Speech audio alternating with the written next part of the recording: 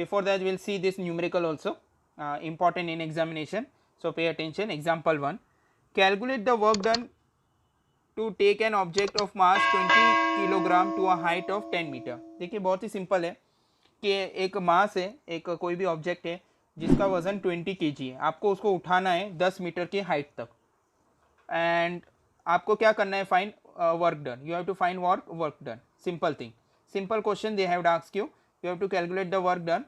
अगर mass 20 kg है and height कितना है, 10 मीटर है, कोई ऑब्जेक्ट का वजन जो है 20 kg है, आप उसको उठा रहे हैं 10 मीटर की हाइट तक, तो उसका वर्क डन कितना होगा. Okay, they have told take the value of g as 9.8. so mass is 20 kg, displacement is 10 meter. Now height is what, displacement. In this height is what, displacement, right? That is s is equal to 10 and m is equal to 20 kg. और g का value उन लोग ने बोला है 9.8. So formula you know, f is equal to m g. ये कहाँ से आया है फॉर्मूला, आपको Newton second law of motion याद है, याद ही होगा. f is equal to M a. f is force, m is mass and a is acceleration. Remember Newton's second law of motion जो हम लोग ने derive किया था. We have derived this equation right in first chapter. So now here what change they have done, f is equal to m, instead of a we write g. Why? Because g का value उन लोग ने दिया है, तो हम लोग a के बदले g लिख देंगे. a का मतलब भी एक्सेलरेशन होता है और g का मतलब भी एक्सेलरेशन ड्यू टू ग्रेविटी होता है, राइट? तो g का वैल्यू उन लोग ने दिया, इसके लिए instead of a we write as a g. So formula becomes f is equal to m g. So that's it. Now you have to solve the value, substitute the value. m is what 20, g is what minus 9.8. They have told us. अच्छा sorry, g का value is 9.8 but I have written minus 9.8. Why minus? क्योंकि कोई अगर object है, suppose ये object है जिसका मास 20 kg है, बराबर, उसको मैं उठा रहा हूँ एक हाइट पे, ये डिस्प्लेसमेंट जिसका हो रहा है 10 मीटर, राइट? तो ये ग्रेविटी के अगेंस्ट काम कर रहा है ना, it is moving upward about the surface of the earth. तो उस टाइम पे ग्रेविटी कितना होगा, माइनस 9.8 होगा. अगर यही ऑब्जेक्ट अगर नीचे की तरफ आता होगा तो प्लस हो जाता. ये ऊपर की तरफ जा रहा है अर्थ के अगेंस्ट, तो जी का वैल्यू क्या होगा, minus 9.8. So this is very important. Negative sign is taken because the displacement is in the opposite direction of the force. हम लोग ने बोला था कि जब भी डिस्प्लेसमेंट और फोर्स का डायरेक्शन ऑपोजिट होगा तो हम लोग नेगेटिव साइन लेंगे, राइट? क्योंकि डिस्प्लेसमेंट ऊपर की तरफ हो रहा है. ये जो ऑब्जेक्ट है आपका, सपोज ये ऑब्जेक्ट ए है, ये ऑब्जेक्ट ऊपर की तरफ जा रहा है, लेकिन ग्रेविटी क्या कर रहा है, इसको नीचे की तरफ खींच रहा है ना. तो डिस्प्लेसमेंट ऊपर की तरफ हो रहा है और जो फोर्स है वो नीचे की तरफ अप्लाई हो रहा है. तो फोर्स और डिस्प्लेसमेंट का डायरेक्शन क्या हो गया, ऑपोजिट हो गया कि नहीं? So because of that the negative sign is there, right?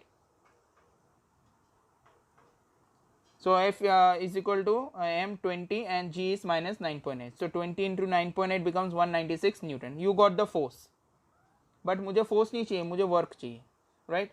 So w is equal to fs. Force हम लोग ने क्यों फाइंड किया, because once you get the value of f, s का वैल्यू तो ऑलरेडी मुझे पता ही है 10. So minus 196 into 10 becomes what, w is equal to minus 1960. What is the unit of work is joule, right? We have studied right now only in last lecture. Joule is the name of the scientist. So unit of work is what, minus 1960 joule. So negative sign appear because the direction of the force is opposite to the direction of displacement, so that the work done is negative. क्यों negative sign आया, work तो positive ही होता है, लेकिन यहाँ पे negative क्यों आया, बिकॉज द फोर्स और डिस्प्लेसमेंट का जो डायरेक्शन है वो ऑपोजिट है. करेक्ट?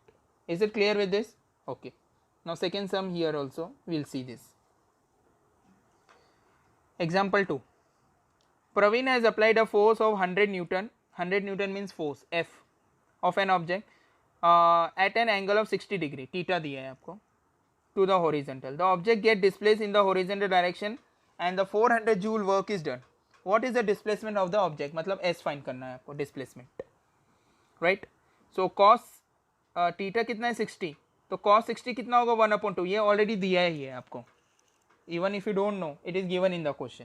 तो आपको क्या करना है, theta is given to you, f is given to you, so w is also given, you have to find the s मतलब डिस्प्लेसमेंट. तो फॉर्मूला यही लगेगा आपका, w is equal to f s cos theta. Simple, सब value आपको substitute कर देना है, that's it. So w is what 400, f is 100, cos 60 is what 1/2, direct substitute कर दिया और s का वैल्यू आपको फाइंड करना है. तो यहाँ पे बाद में आप क्या करेंगे, यू कैन सी हियर ये 400 नीचे आ जाएगा तो 400/100 equal to half into s. तो ये 0 0 कैंसिल हो जाएगा आपका, right.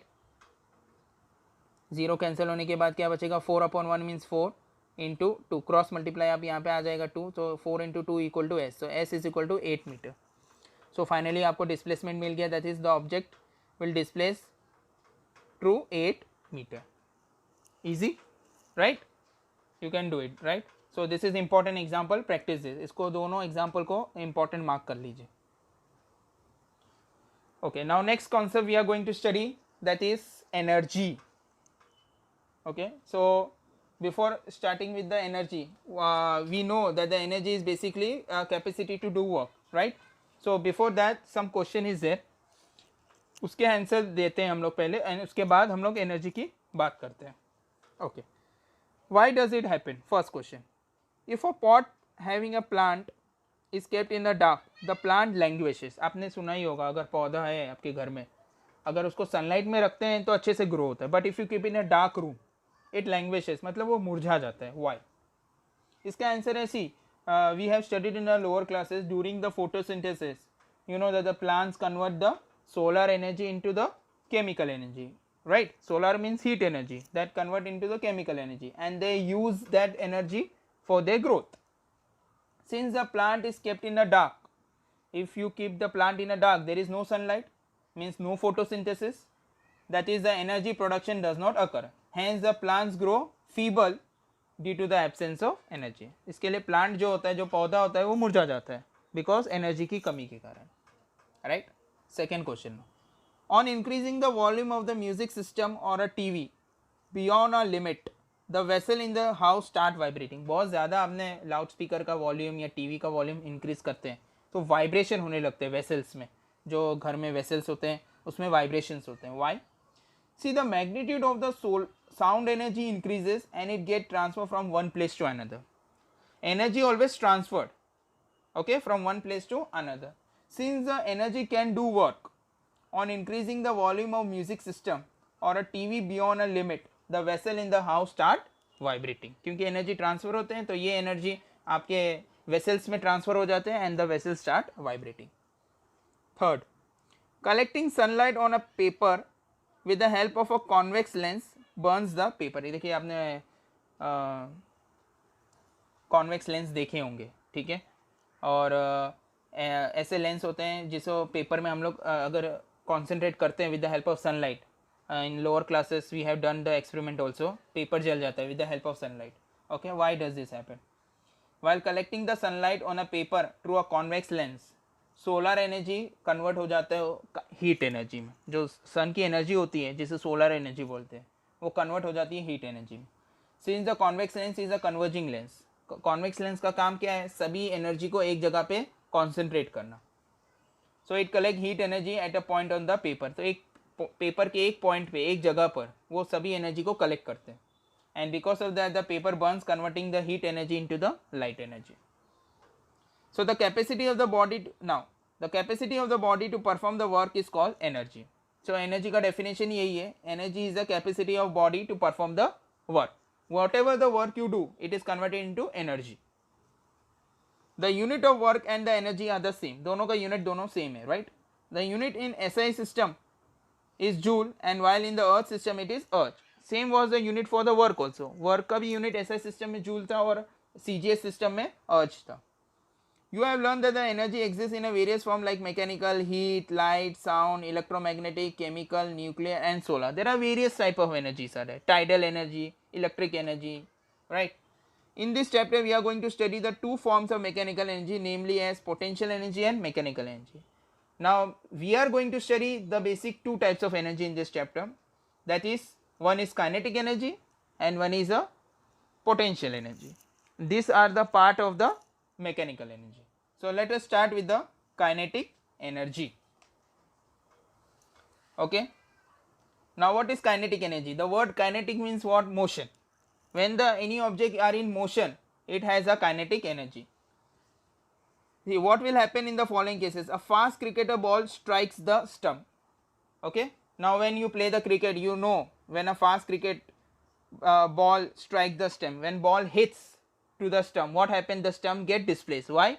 Because all the energy of the ball get transferred to the stump and the stumps get displaced. Second, the striker hits the coin on the carom board. You have played the carom board, right? Now in that, what happened? When the striker hits the coin on the carom board, what happened? The coin which is there in the motion, it has a kinetic energy and it transfers its energy to the another coin which is in the rest, and because of that the coin get displaced. One marble strikes the another in the game of marble. Same thing, when you hit one marble, तो वो marble के पास एक energy आ जाती है जिसे kinetic energy बोलती है, and that marble when hit the another marble which is in the rest, तो वो मार्बल जो है, जो मोशन में था, जिसके पास काइनेटिक एनर्जी था, वो ट्रांसफर कर देता है कुछ एनर्जी दूसरे मार्बल को, and because of that the other marble also start moving. From the above example we understand when a moving object strike a stationary object, the stationary object move. Stationary मतलब rest.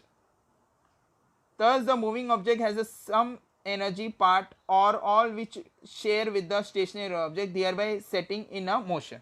वो अपना energy दूसरे object को share कर देता है या transfer कर देता है. This energy which an object has become of its motion is called kinetic energy. The work done by a force to displace a stationary object through a distance is S is a kinetic energy gained by the object. So kinetic energy is nothing but a work done on the object. तो ये आपका definition भी हो जाता है kinetic energy का. यहाँ से देखिए, the energy which an object has because of its motion is called kinetic energy. यहाँ तक काइनेटिक एनर्जी का definition. Sometime asked in examination define kinetic energy. तो काइनेटिक का मतलब होता है motion. Okay, so this is the definition of kinetic energy. The energy which has an object has because of its motion is called as kinetic energy. So kinetic energy is equal to force into displacement. जब force और displacement होगा तभी kinetic energy होगा, right. Now there is one expression that comes in examination basically sometimes. Okay, so this derivation you should know. Expression for kinetic energy. देखिए, expression for kinetic energy का मतलब होता है कि ये काइनेटिक एनर्जी का formula है.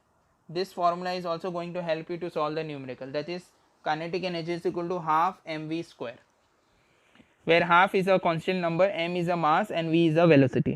How does this formula have came? ये फॉर्मूला आया कैसे? Kinetic energy is equal to half mv square. That only we are going to derive in this expression. Therefore this name of this expression is expression for kinetic energy. So pay attention how I am deriving this.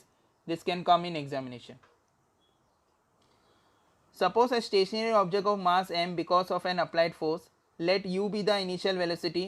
u मतलब initial velocity होता है, v मतलब final velocity होता है. Remember all this concept, right? F is a force and the displacement during the time is s. So work आपका derivation कहाँ से शुरू होता है? डेरिवेशन आपका यहाँ से शुरू होता है. w is equal to fs. Okay, these things you can write in your own words also. That doesn't make any difference. Main derivation start from here. w is equal to fs. So where w is work done, f is a force and s is a displacement. This is the formula of work done. First lecture में हम लोग ने देखा था ये formula, right. तो यहाँ से आपको f का वैल्यू भी पता लगाना है, s का वैल्यू भी पता लगाना है, ठीक है. तो पहले हम लोग क्या करेंगे? According to the Newton second law of motion will find out the value of s. So Newton के सेकेंड लॉ ऑफ मोशन के हिसाब से देखिए f का वैल्यू क्या होगा. न्यूटन के सेकेंड लॉ ऑफ मोशन के हिसाब से f is equal to M a. ये फर्स्ट वैल्यू मिल गया आपको f का. Okay, f is equal to M a. ये कहाँ से है? न्यूटन का सेकेंड लॉ है ना. So that you got directly. f is equal to M A. Okay, you can remember as f is equal to M A. Easy. Now you have to find the value of s. तो s के लिए आपको क्या करना पड़ेगा? You have to take this kinematical equation. s is equal to U T plus half A T square. आपको याद है 3 काइनेमेटिकल इक्वेशन था. एक था v is equal to u plus a t. Second था s is equal to U T plus half A T square. And third था v square is equal to u square plus 2as. Remember? If not, just go through the first chapter and revise it again. So out of that we have taken this second kinematical equation of Newton. तो यहाँ पर आप देखिए u का value is already 0 because u is initially a velocity हमेशा 0 होता है. So s is equal to 0 into t become 0 half A T square, right. So 0 plus half at square becomes what? S is equal to half at square. This is equation number 1 and this is equation number 2. Once you got this equation number 1 and equation number 2, now you substitute in the value of W. Okay, put this values of S and F in the equation number 1, that is मतलब W is equal to Fs. ये पहले वाले equation में आप substitute, यहाँ पे देखिए ये है ना W is equal to Fs. तो F का वैल्यू कितना आ गया आपको m है, राइट, और S का वैल्यू आपको कितना आ गया half AT square, correct. Now ये जो हाफ टर्म है इसको आप साइड पे ले लीजिए, यहाँ पे लिख दीजिए m उसके बाजू में, और a और t, a और a कितना हो जाता है, a into a becomes a square और t इंटू टी क्या हो जाता है t square. So can I write this as whole as at the whole square, correct. Yes. So now second kinematical, first kinematical equation हम लोग use करेंगे, that is v is equal to u plus a t. ठीक है, दो kinematical equation का इस्तेमाल आप करेंगे. पहले तो s is equal to U T plus half A T square and second is equal to v is equal to u plus a T.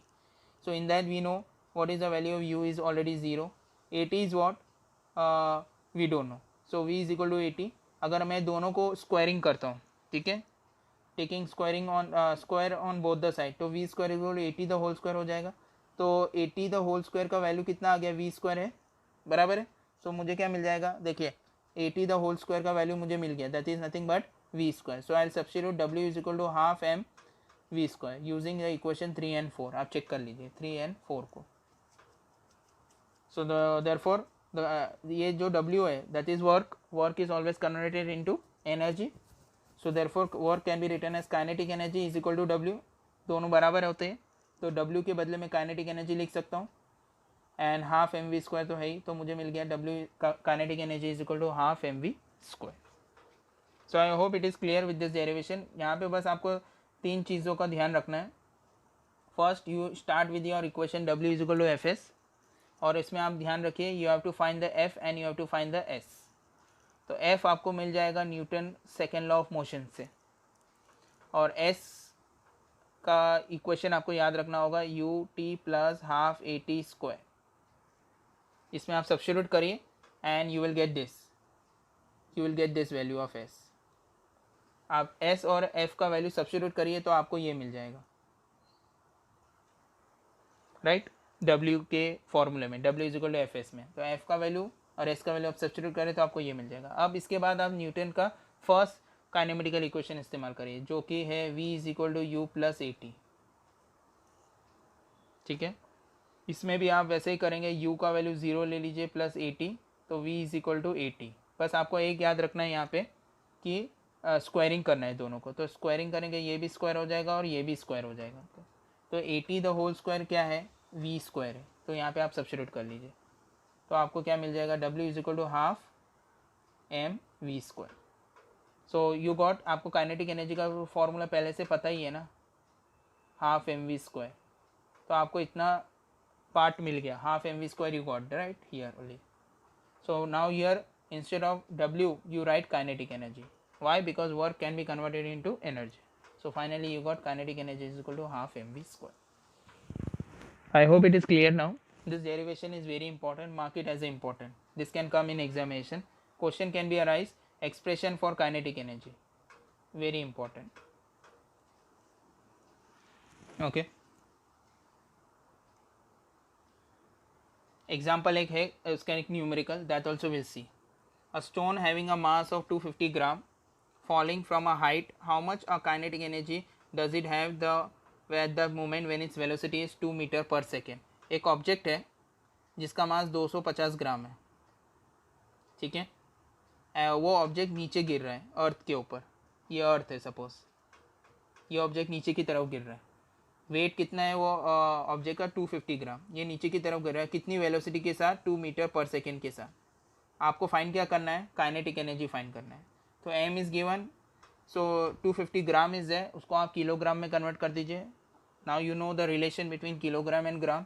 1 kilogram is equal to 1000 gram. तो जब grams को kilogram में convert करेंगे तो आप इसको क्या करेंगे, डिवाइड कर देंगे 1000 से. सो 250 डिवाइड बाई 1000, तो आपको मिल जाएगा 0.25 किलोग्राम. वेलोसिटी आपको दिया है 2 मीटर पर सेकेंड, सब्स्टिट्यूट कर दीजिए खाली value. Kinetic energy is equal to half mv square. So half into m का वैल्यू कितना है आपका, दैट इज सॉरी मास कितना है आपका 0.25 एंड वेलोसिटी कितना है आपका 2 द होल स्क्वायर। आप इसको सॉल्व करेंगे तो आपको मिल जाएगा 0.5 joule. Correct. I hope it is clear. This expression is very important. Go through this lecture once again. Practice this derivation one or twice, right? Use your brain power. If the mass of a moving body is double, how many times will the kinetic energy increase? देखिए एक question है use your brain power में कि यहाँ पे इन लोग ने क्या पूछा है कि अगर मास कोई भी मूविंग बॉडी का डबल हो जाता है तो उसका काइनेटिक एनर्जी कितना होगा।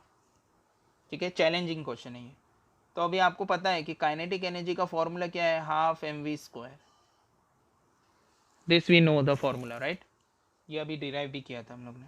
तो हमेशा आपको याद रखना है कि काइनेटिक एनर्जी जो है वो मास के बराबर होता है, means it is proportional to the मास।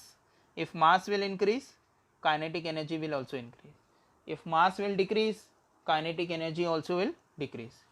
तो अगर मास डबल होता है तो काइनेटिक एनर्जी भी डबल होगा, क्योंकि v क्या है, कांस्टेंट है। हम लोग v क्या बोलेंगे, कांस्टेंट बोलेंगे फिलहाल इसमें, राइट। तो काइनेटिक एनर्जी मास के बराबर है, right. So if mass will increase kinetic energy also will increase. अगर तो मास यहाँ पे कितना हो रहा है, डबल हो रहा है, तो kinetic energy will also be double. So your answer is kinetic energy will be double. Correct. It's a challenging question just. So I hope it is clear with this. Okay. Now let us go for the next energy, that is potential energy. Okay. Now in this questions are there. Try this. An arrow is released from a stretch bow. You have played this game also, and releasing an arrow from a stretch bow. Okay. When you want to release the arrow, you have to stretch the bow. Okay. Second, water kept at the height flows through a pipe into the tap below. From the height the water fall downward. A compressed spring is released. A spring is there, उसको जब आप release करते compressed, ठीक है। So which word describe the state of an object in the above example? देखिए इसमें से ये तीनों एग्जाम्पल में से कौन सा जो वर्ड है जो स्टेट ऑफ ऑब्जेक्ट को डिस्क्राइब कर रहा है। जैसे स्ट्रेच बो है, ठीक है, water kept at the height, compress spring, ये सब एग्जाम्पल स्ट्रेच बो को स्टेट ऑफ ऑब्जेक्ट को रिप्रेजेंट कर रहे हैं। ये सब ऑब्जेक्ट है, stretch bow, water kept at the height या कंप्रेस स्प्रिंग, ये सब ऑब्जेक्ट है। Where did this energy required to cause the motion of an object come from? इसमें से एनर्जी आती कहाँ से? So it comes from a specific state और अ मोशन। उसमें जो एनर्जी होती है एक स्पेसिफिक स्टेट या मोशन के थ्रू आती है एनर्जी इसमें। जैसे स्ट्रेच बो में एनर्जी आना, water kept at the height या कंप्रेस स्प्रिंग, ठीक है। तो उसमें जो एनर्जी आती है वो मोशन या स्टेट की मदद से आती है, और ऐसे एनर्जी को हम लोग क्या बोलते हैं, potential energy. If the object were not brought to though state would they have moved? देखिए सिंपल है कि अगर आपको तीर का निशाना लगाना है तो आपको जो बॉ है जिसमें से उसको स्ट्रेच करना पड़ेगा, तभी तीर आगे जाएगा ना, राइट। या वाटर एक हाइटेड लेवल है, अगर वाटर नीचे आपको रिलीज करना है नीचे के टैप में, तो आपको क्या करना पड़ेगा, वाटर को रिलीज करना पड़ेगा, तभी वाटर नीचे आएगा, फोर्स अप्लाई करना पड़ेगा, ठीक है। अगर नहीं होगा तो एनर्जी नहीं होगा तो वाटर कैसे रिलीज होगा, right. So answer is no. So potential energy होता क्या है, the energy stored in an object because of a specific state और पोजिशन। बेसिकली पोटेंशियल एनर्जी का मतलब होता है पोजिशन, ठीक है। पोटेंशियल का मतलब होता है position. So the energy stored in an object because of its specific state और position, ये वर्ड बहुत इंपॉर्टेंट है, specific state और position, then it is called as a potential energy। जैसे एक डैम है, ओके, और वहाँ पे पानी रखा हुआ है, तो वो वाटर जो है इसमें डैम में उसके पास पोटेंशियल एनर्जी है, और जब वो रिलीज होगा, जब वाटर रिलीज होगा, ओके, तो वो वाटर किस में कन्वर्ट हो जाएगा, काइनेटिक एनर्जी में, और वो फ्लो करना चालू कर देगा। Fan is there, fan is not moving, that means fan has a potential energy. जब वो फैन मूव करना चालू करेगा तो पोटेंशियल एनर्जी किस में कन्वर्ट हो जाएगा, काइनेटिक एनर्जी। और fan start will move. Hold a chalk eight the height of 5 cm from the floor and release it. Now stand up straight and then release the chalk. Is there a difference the result of the two activities? So why? दोनों में difference है. अगर एक height 5 centimetre की height से जब आप chalk को रिलीज करते हो और दूसरा है जब आप एकदम खड़े हो स्ट्रेट एंड रिलीज द चौक, तो क्या है कि जब आप खड़े हो तो उतनी हाइट नहीं है तो chalk will come down very fast. But 5 centimetre के हाइट से जब आप चौक को रिलीज करते हो तो chalk will release but it will take some time, right. So it depends from the height also. जितनी हाइट ज़्यादा उतना पोटेंशियल एनर्जी भी ज़्यादा होता है. तो यहाँ पे एक्सप्रेशन है फॉर पोटेंशियल एनर्जी ऑल्सो. यहाँ पे आपको सीधा ये फॉर्मूला याद रखना है, work is equal to force into displacement. So work is W, force is what mg, right. Basically force क्या होता है, F is equal to ma होता है. ये न्यूटन का सेकेंड लॉ ऑफ मोशन है. But in this chapter we are using F is equal to m, instead of a we are writing g. So F is equal to mg and displacement is what s लिखते थे, लेकिन यहाँ पे हम लोग displacement क्या लिखेंगे, height. Okay, so W is equal to mgh. Now we know here also work done get converted into energy, but कौन सी energy, potential energy. So potential energy का सिंबल क्या है, PE. पोटेंशियल, जैसे काइनेटिक एनर्जी को KE लिखते हैं हम लोग, काइनेटिक एनर्जी, वैसे पोटेंशियल एनर्जी को PE, potential energy. So we can write potential energy is equal to mgh. तो आपका फॉर्मूला बन गया potential energy is equal to mgh.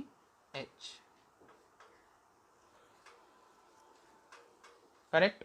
This is the formula of potential energy. इसका इतना derivation important नहीं है, but आपको ये फॉर्मूला याद रखना पड़ेगा कि potential energy is equal to mgh, because that will help you in to solve the numerical. So one numerical is there, will take this one. This is important one. 500 kg water is stored in the overhead tank of 10 meter height building. Calculate the amount of potential energy stored in the water. So what they have told, they have given us the mass, that is m, 500 kg, 10 meter high means it is height. Calculate the potential energy. So सब कुछ आपको दिया है, height दिया है, mass दिया है. अच्छा, potential energy is equal to mgh. So m is given 10. What is gravity? G is always 9.8. नहीं दिया है तो आप 9.8 ही लीजिए. And height is what, 500 they had told. Multiply, you will get 49000 joule. Okay, this is your answer. That's it. As it is easy, it is right. देखिए यहाँ पे क्या बोला है, Ajay and Atul, one is Ajay, this is Ajay and this is Atul, been asked to determine the potential energy of a ball of mass m kept on the table as shown in the figure. What answer will they get? Will they be different? What do you conclude from this? देखिए दोनों का एक एक table पे एक ball रखा हुआ है, इसकी हाइट देखिए यहाँ पे, ये टेबल के नीचे अजय खड़ा है और ये टेबल के ऊपर अतुल है और एक टेबल और है जिसके ऊपर बॉल रखा हुआ है. So from the ground level if I measure the height of this table will be h1, ठीक है, और ये टेबल की हाइट क्या होगी, h2. So potential energy is relative, मतलब चेंज होता रहता है potential energy. The height of the ball with respect to Ajay, Ajay के हिसाब से ये बॉल की हाइट क्या होगी और अतुल के हिसाब से ये बॉल की हाइट क्या होगी. अतुल के हिसाब से बॉल की हाइट इतनी है और अजय के हिसाब से बॉल की हाइट इतनी होगी, राइट, डिफरेंट होगी. So that the potential energy with respect to them will be different. तो हाइट अलग है तो दोनों का पोटेंशियल एनर्जी भी अलग अलग होगा, ठीक है, उनके हिसाब से. Correct. So I hope it is clear about the potential energy, kinetic energy, expression for kinetic energy and the numerical based on kinetic energy and potential energy. Go through this once again, okay, and it is very easy. Prepare this because this is the important part that is asked in examination. So that's it students. Next lecture will continue further. Thank you so much.